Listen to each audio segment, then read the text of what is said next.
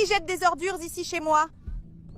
Comment ça, votre maison, mademoiselle? À ce que je sache, c'est la décharge ici. Nous sommes au milieu de nulle part. Je ne savais pas que vous étiez là, allongé par terre. Ce n'est pas du tout une décharge ici, monsieur. C'est chez moi ici. Vous êtes riche. Vous pensez pouvoir faire ce que vous voulez avec les gens. Vous devez avoir plus de respect, compris? Parce que je vis ici. C'est mon lit ici. Vous ne voyez pas?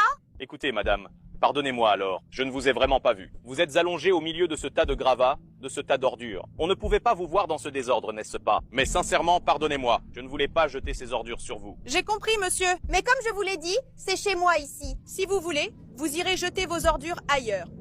Mais attendez, laissez-moi voir ce que vous jetez ici aussi, hein? Quelque chose que j'aime.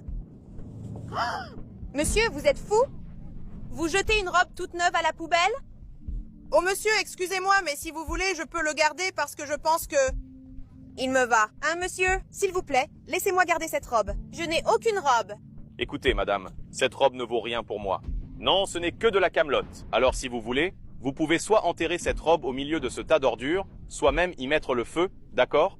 Faites-en ce que vous voulez, je m'en fiche. Y mettre le feu? Pas question d'y mettre le feu, monsieur.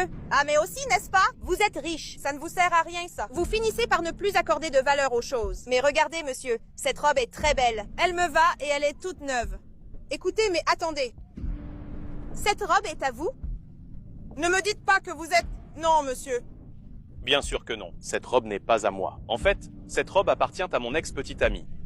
Je ne veux plus rien savoir de cette femme. C'est pourquoi je me débarrasse de cette robe, une fois pour toutes. De votre ex-petite amie? Quel dommage, vous savez. Parce que maintenant, elle va être à moi. Elle m'ira à merveille. Qu'elle se débrouille et s'en achète une autre. D'accord, c'est bon. Vous pouvez la garder. Mais éclaircissez-moi un doute. J'ai remarqué que vous vivez ici. Vous travaillez dans quelque chose? Eh bien, monsieur, comme vous le savez, n'est-ce pas? Je vis ici. Et puis les gens finissent par jeter des ordures. Alors je commence à ramasser les choses, n'est-ce pas? C'est du recyclage. Ensuite, je les vends. Je gagne une misère. Mais ce n'est pas grand-chose, vous savez. C'est juste pour moi, pour ne pas mourir de faim. Alors, mademoiselle, puisque vous travaillez ici, vous faites du recyclage. Et l'argent que vous gagnez est insignifiant, n'est-ce pas? Servant juste à ne pas mourir de faim. J'ai une proposition pour vous. Que diriez-vous d'être ma petite amie pour une journée? Je vous paierai très bien pour ça. Qu'en pensez-vous? Vous devenez fou? Écoutez, monsieur, je suis pauvre, vous savez, mais j'ai de la dignité. J'ai du respect. Vous n'avez pas à venir avec cette idée de vouloir m'acheter, non? Parce que j'ai du respect, vous voyez? Vous me respectez. Écoutez, mademoiselle, il n'y avait aucune raison pour que vous me gifliez. Mais vous savez quoi? Vous vivez dans cet endroit immonde. Vous avez faim. Je vous donne une opportunité de gagner de l'argent. Et qui sait, sortir de cette situation, n'est-ce pas? Regardez. Je vous donne 200 raies pour ça. Qu'en pensez-vous? Quoi?